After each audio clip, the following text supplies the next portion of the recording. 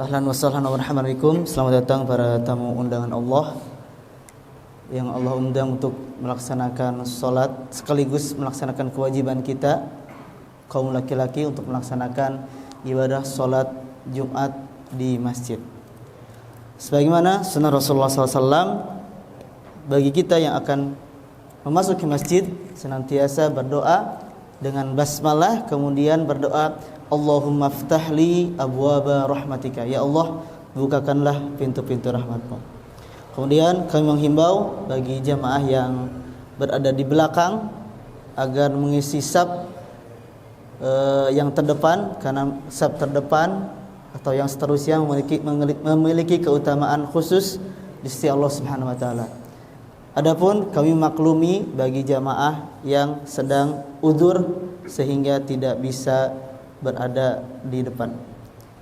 Kemudian juga dimohon nanti bagi anak-anak ketika sudah mulai azan agar tidak bermain karena akan mengurangi pahala baik yang melakukannya dan orang pun akan tidak fokus untuk mendengarkan khutbah Jumat. Senantiasa kami tidak henti-hentinya mengajak para jamaah agar menghadiri kajian majelis ilmu yang alhamdulillah secara rutin telah terlaksana untuk bapak-bapak dan ibu-ibu di Selasa subuh, Kamis subuh dan Sabtu subuh. Adapun untuk hari Rabu subuh khusus tahsin bapak-bapak dan juga Jumat subuh khusus para a'immah atau para imam-imam dan calon imam Masjid Al-Muhajirin. Alhamdulillah juga para ummahat atau ibu-ibu dan juga perempuan yang dimaksudkan perempuan terlaksana dari Senin sampai Jumat dari jam 9 pagi sampai jam 11 atau menjelang duhur, dan usia anak-anak yaitu dari mulai sebelum maghrib sampai setelah maghrib atau disebut juga dengan maghrib mengaji Al-Muhajirin, Senin sampai Kamis untuk anak-anak usia SD dan SMP kelas 1, adapun kelas 2 SMP dan SMA setiap Jumat pada maghrib sampai Isya. InsyaAllah kami memastikan bahwasanya yang akan menjadi khotib pada kesempatan siang kali ini beliau adalah Ustadz Usin S.R. Tiasa SEMM. Beliau juga selain menjadi khotib pada kesempatan siang kali ini, beliau juga rutin mengisi kajian Kamis ba'da subuh dengan tema yang berkaitan tentang tazkiyatun nafs. Yang insyaallah akan membawakan tema khutbah pada siang kali ini adalah bukti cinta kepada Rasulullah sallallahu alaihi wasallam, yang bertepatan pada hari ini adalah meskipun perbedaan para ulama disebutkan juga Nabi Muhammad sallallahu alaihi wasallam lahir. Kemudian informasi tambahan sebagaimana yang di-share oleh MUI Kota Bandung, insyaallah pada Ahad malam atau Senin dini hari DKM Al-Muhajirin juga akan melaksanakan sholat gerhana bulan total. Sekali lagi, insyaallah Masjid Al-Muhajirin akan melaksanakan gerhana bulan total berdasarkan surat edaran nomor 2020 yaitu hari Ahad sampai Senin, yaitu 7 sampai 8 September 2025. Insyaallah akan mulai takbir pada pukul 1 yaitu hari Senin dini hari, dan salat gerhana pada pukul 1.30 waktu Indonesia Barat. Dengan yang sebagaimana telah kita ketahui, dalil yang menganjurkan kita agar senantiasa memperbanyak takbir, kemudian solat dan bersedekah, yaitu sesungguhnya matahari dan bulan adalah dua tanda-tanda dari tanda kebesaran Allah Subhanahu wa taala, dan terjadinya gerhana matahari dan bulan bukan karena kematian seseorang atau karena hidupnya seseorang. Apabila kalian menyaksikan terjadinya gerhana, baik gerhana bulan atau gerhana matahari, maka kerjakanlah solat dan berdoalah sampai selesainya gerhana. Hadis riwayat Bukhari dan Muslim. Demikian yang bisa kami sampaikan pada kesempatan siang hari ini, dan tidak henti-hentinya bagi jamaah yang akan bersedekah untuk mensupport kegiatan program DKM Al-Muhajirin bisa melalui rekening yang telah kami share atau bisa men-scan kris yang sudah ditempel di setiap pintu masjid atau di jendela masjid, atau bisa langsung juga memasukkan ke kotak infak yang telah kami sediakan. Demikian, assalamualaikum warahmatullahi wabarakatuh.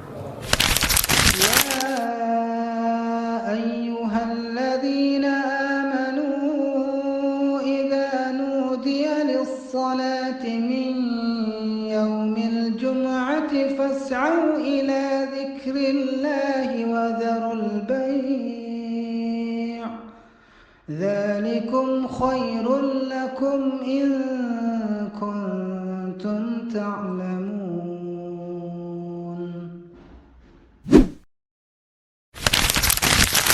إن الحمد لله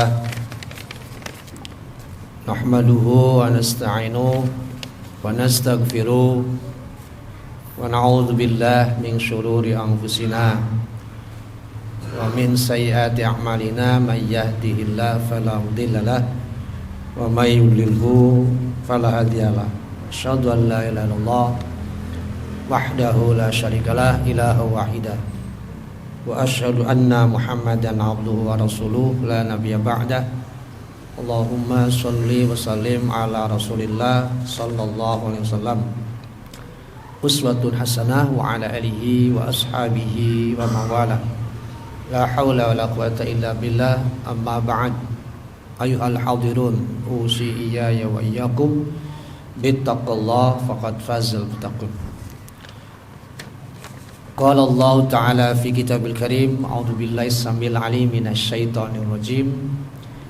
Qul in kuntum tuhibbunallaha fattabi'uni yuhibbukumullah wa yaghfir lakum dzunubakum wallahu ghafurur rahim. Al-ayat.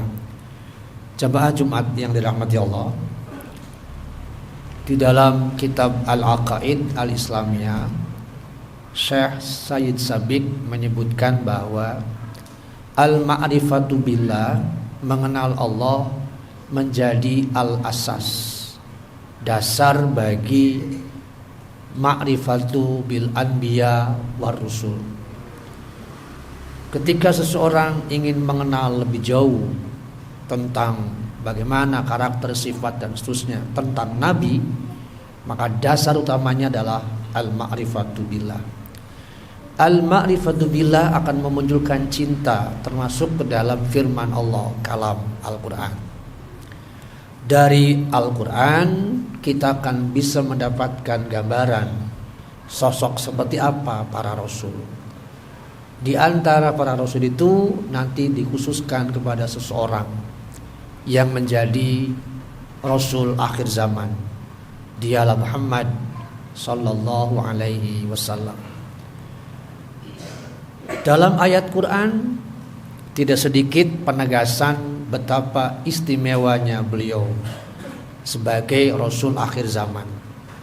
Di antara sekian banyak ayat itu, satu di antaranya berkaitan dengan cinta kepada Allah. Otomatis harus mencintai beliau, sekaligus kemudian berittiba kepada beliau. Hari ini, terlepas dari khilaf di antara ulama mengenai kelahiran, belakangan Syekh Al-Mubarakfuri menyebut bukan tanggal 12 Rabiul Awal, tetapi tanggal 9. Terlepas dari itu, yang pasti jamaah, terkadang ekspresi cinta sebagian besar kaum muslim terlalu direduksi atau diperkecil, dikurangi dari sedemikian besar keharusan kita mencintai beliau hanya sebatas sholawat. Salahkah sholawat? Tidak. Jelas sangat tidak. Kenapa? Argumentasi dalilnya jelas. Innallaha wal malaikatu yusholluna ala nabi. Namun masalahnya adalah ketika kemudian bersolawat itu menjadi sesuatu yang seolah-olah melebihi perintah Allah untuk tilawah Quran, untuk mendalami Quran, ditambah lagi kesan yang muncul, yang penting sholawat tanpa memahami maknanya, sangat mungkin bahwa kita akan terjebak oleh perbuatan yang disebut gulu atau tindakan berlebih-lebihan. Saya kira tidak sedikit riwayat yang menyebutkan bahwa Rasulullah SAW sering mengoreksi para sahabat ketika tindakannya dianggap gulu atau berlebihan. Misalnya saat sahabat semua berdiri menghormat, tidak salah, tetapi beliau mengingatkan mereka bahwa jangan begitu, gak usah berlebihan terhadap saya. Artinya ada satu sisi di mana beliau mengingatkan untuk tidak melakukan apa yang disebut dengan gulu tadi. Di sisi lain, mencintai beliau merupakan satu sarana di mana kita pasti mendapatkan halawatul iman. Sebuah hadis yang sangat populer dinyatakan di dalam sebuah sabda dari Anas bin Malik bahwa salasun man kunna fi, ada 3 perkara di mana seseorang pasti merasakan halawatul iman, merasakan kelezatan iman. Salah satunya adalah ayyakun Allah wa rasuluh ahabbu ilaihi mimma siwahuma, bahwa seseorang akan merasakan lezatnya iman saat mencintai Allah dan Rasulnya di atas segalanya. Persoalannya kemudian adalah bagaimana ekspresi bukti cinta kita kepada Allah dan juga kepada beliau. Kembali ke Al-Imran ayat 31. Di sana Allah memberi semacam arahan yang sangat jelas. Qul, katakan Muhammad SAW kepada mereka, kepada kaum muslim, in kuntum tuhibbuna Allah, jika kalian mencintai Allah, fattabi'uni, maka ikutilah aku. Lantas seperti biasa Al-Quran memberikan motivasi sekaligus konsep balasan. Saat seseorang komitmen untuk ittiba, berbasis cinta kepada Allah dan juga Rasul, maka setidaknya di situ ada 2 jaminan. 1, yuhibbukumullah, Allah akan memberinya cinta. Yang kedua, yaghfir lakum dzunubakum. Jadi ayat ini setidaknya memuat 3 hal penting. Pertama, tuhibbunallah, mencintai Allah menjadi dasar. Namun jamaah, dalam konsep Islam, kecintaan kepada Allah tidak boleh bercampur dengan apapun, sedikit pun, sebagaimana penegasan di dalam Al-Baqarah 165. Wa minan nasi, akan selalu ada orang yang tuhibbunallah tetapi pada saat yang sama mencintai yang lain. Ini yang tidak dibenarkan. Tapi orang yang beriman itu asyaddu hubbalillah.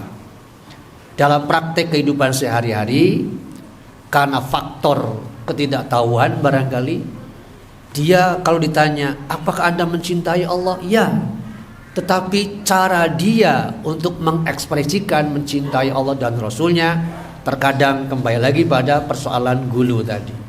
Namun di sisi lain, ketika yang bersangkutan diingatkan untuk tidak melakukan gulu dengan argumentasi yang jelas, ayatnya jelas, hadisnya juga jelas, ada semacam mental blocking, menghalangi bahwa yang bersangkutan sebetulnya keliru. Artinya dia mencintai kepada Allah dan Rasulnya, tapi pada saat yang sama masih takluk tunduk pada hawa nafsunya dalam bentuk menolak ajakan untuk mengikuti Allah dan Rasulnya. Tuhibbunallah, yang pertama. Yang kedua, ayat ini menegaskan poinnya. Fattabi'uni, mengikutiku. Kesiapan mengikuti beliau menunjukkan bahwa ada komitmen untuk menjadikan Allah dan Rasulnya sebagai referensi dan rujukan utama dalam kehidupan sehari-hari.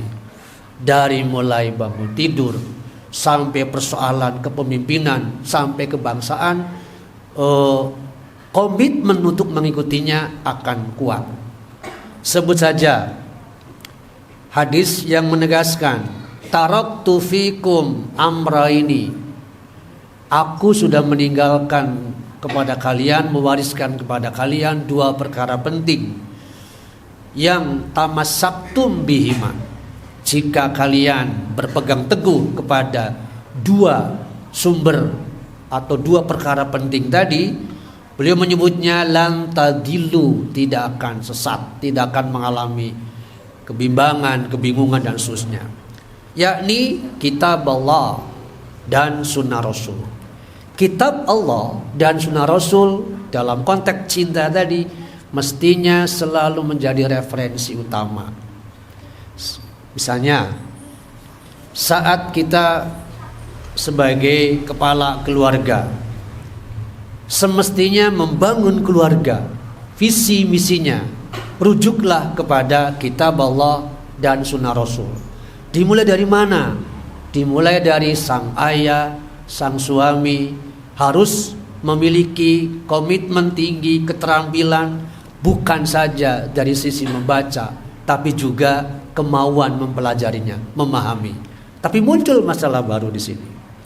Kalau suaminya saja, ayahnya saja sudah enggan untuk mau belajar dalam rangka menggali kitab Allah wa sunnah Rasul tadi, bagaimana bisa mendelivery, mengarahkan kepada anak dan istrinya untuk mengikuti hal yang sama? Sulit rasanya mengekspresikan cinta kepada Allah dan Rasulnya dalam konteks berkeluarga saat kitab Allah, Al-Quran dan sunnah Rasul kita jauhi hanya karena persoalan egois misalnya. Oleh sebab itu jamaah yang dirahmati Allah, bahwa mengikuti Rasul kita bangun dari paling dasar berkeluarga. Kita sadarkan diri kita, kita kembangkan konsep kemajuan berpikir kita dengan mengacu kepada kitab Allah dan sunnah Rasul tadi. Tapi rasa-rasanya sampai hari ini mengajak umat untuk mencintai Quran dan mencintai sunnah yang otomatis nanti akan mencintai Allah dan Rasulnya masih sangat berat, sangat berat. Saya kira sadar atau tidak, masing-masing kita hingga hari ini meskipun sholat Jumat sudah puluhan kali, boleh jadi tergeraknya hati untuk mendalami dua kitab itu masih sangat berat. Sebagian besar masih sangat berat. Artinya ada something wrong. Ada penghalang antara hati kita dengan Allah lewat Quran dan Rasulullah SAW lewat sunnahnya. Padahal ketika hati sudah bisa kita bersihkan, otomatis ada minat besar untuk mendalaminya. Sebab Al-Quran itu turun ke dalam hati seseorang.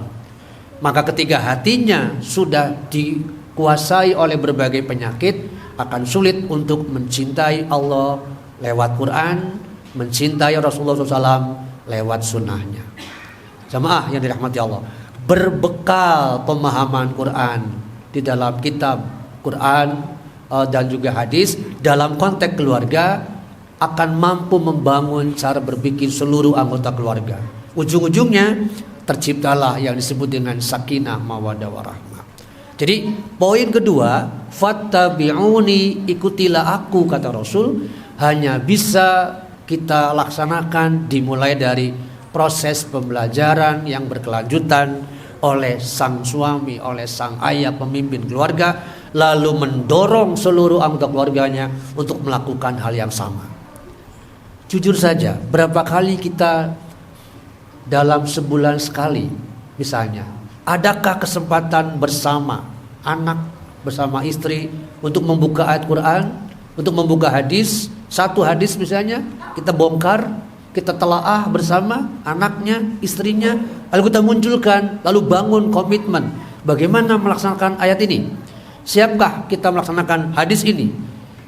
Saya kira sangat jarang. Banyak dari kita yang tak mampu mendelivery informasi, pengetahuan, keilmuan yang dimilikinya kepada keluarga. Padahal itu sangat penting. Itulah yang dilakukan oleh Rasulullah SAW kepada sahabat, juga kepada keluarga beliau. Sering banyak riwayat yang menyebutkan saat beliau menerima wahyu, kalau berkaitan dengan sesuatu yang sangat penting, panggillah anak-anaknya, atau panggil istrinya, sampaikan. Mestinya kita mengikuti cara yang sama. Siapkah kita melakukan itu? Harusnya sudah siap. Di tengah-tengah tantangan akhir zaman yang semakin rumit dari sisi kemungkaran. Sebagaimana sabda beliau ketika beliau menyatakan, "Mim ba'di setelahku akan terjadi umurun tungkirunaha, kemungkaran yang merajalela." Lalu para sahabat bertanya, "Kalau itu terjadi ya Rasulullah, apa yang mesti kami lakukan?" Tu'adduna alaikumul haq, tunaikan kebenaran, wa tas'alunallaha alladzi lakum, teruslah berdoa kepada Allah. Apa yang terjadi belakangan adalah fakta, di mana anak remaja, anak-anak muda begitu sangat mudahnya dibakar emosi amarahnya untuk melakukan tindakan brutal dan anarkis. Patut diduga anak-anak seperti inilah yang di rumahnya kurang dibangun adab dan akhlak oleh anggota keluarganya. Jadi fattabi'uni, ikutilah aku, itu konteks sederhananya. Membangun anak-anak kita dengan adab yang tinggi tanpa mengabaikan ilmu.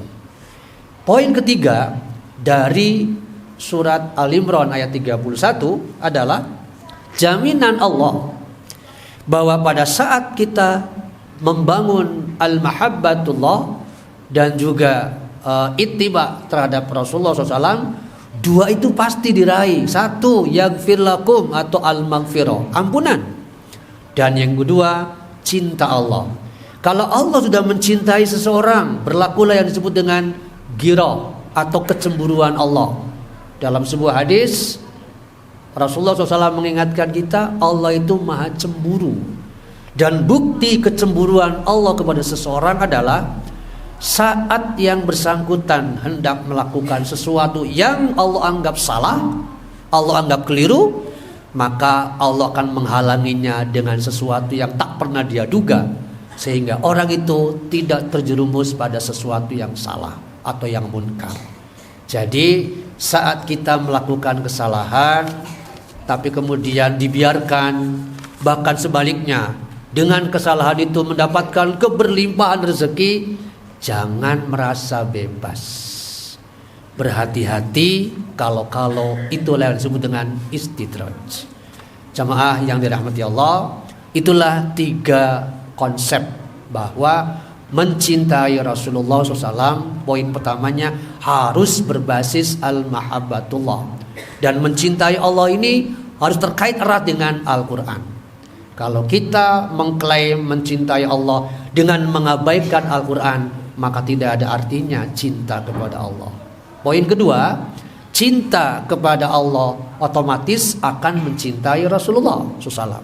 Dan konsep cinta yang paling sederhana adalah berittiba, mengikuti apa yang beliau terangkan, apa yang beliau laksanakan. Tentu balik lagi sesuai dengan kemampuan kita sehari-hari, karena kita sadar tidak mungkin 100% full kemampuan kita untuk copy paste, tapi setidaknya harus berikhtiar maksimal agar apapun yang beliau contohkan bisa kita ikuti.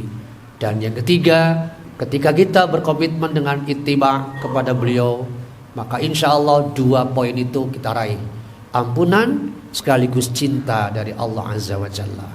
Mulai hari ini marilah kita bangun untuk membangun 3 hal tadi, sehingga rumah tangga kita betul-betul menjadi tonggak bagi kemajuan masyarakat dan kemajuan bangsa ini. Jangan sampai bangsa ini yang justru terbesar mayoritas penganut Islamnya, tapi terpuruk karena kebodohan umatnya sendiri. Semoga Allah melindungi kita dari kebodohan dan kezaliman. Barakallahu li wa lakum wastaghfiru innahu huwal ghafurur rahim.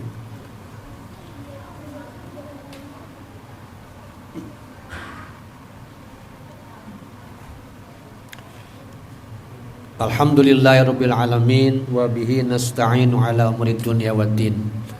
Asyhadu an la ilaha illallah wahdahu la syarikalah wa huwal azizul hakim.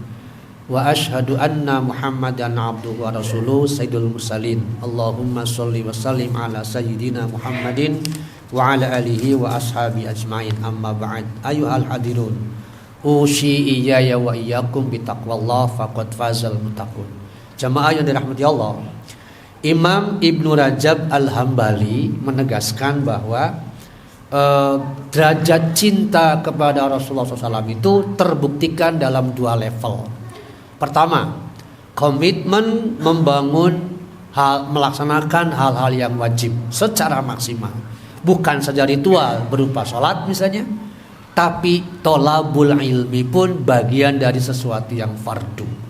Jadi kalau kita selama ini sudah sholat tapi enggan tolabul ilmi, bahkan tolabul ilminya pun terkadang diskriminatif, tidak melihat objeknya tetapi terkadang melihat subjeknya dengan nada curiga, maka sesungguhnya kita sudah sama dengan terjebak oleh al-kibir, kesombongan. Poin pertama, derajat wajib harus kita laksanakan, termasuk di dalamnya kita komitmen bareng bagaimana sholat 5 waktu itu tepat waktu dan berikhtiar untuk tidak tertinggal takbir pertama.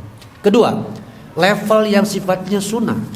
Jangan merasa cukup dengan yang wajib. Kita berikhtiar, yang sunnah kita amalkan. Jangan menganggap remeh, sekedar sunnah inilah. Tidak. Bagi orang yang ingin menjadi bagian dari al-muttaqin akan terus termotivasi untuk meraih yang maksimal. Semoga Allah memberi kita kekuatan hati, perlindungan dari godaan setan yang terkutuk. Hamdan yuafi ni'amah wa yukafi mazidah ya rabbana lakal hamd ya samin alim ya ghafur rahim walhamdulillahirabbil alamin.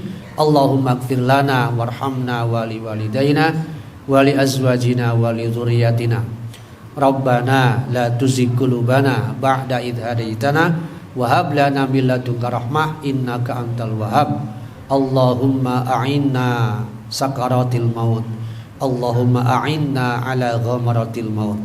Allahumma inna nas'aluka taubatan qablal maut wa rahmatan indal maut wa maghfiratan ba'dal maut. Allahumma hawin alaina fi sakaratil maut wa najata minan nar.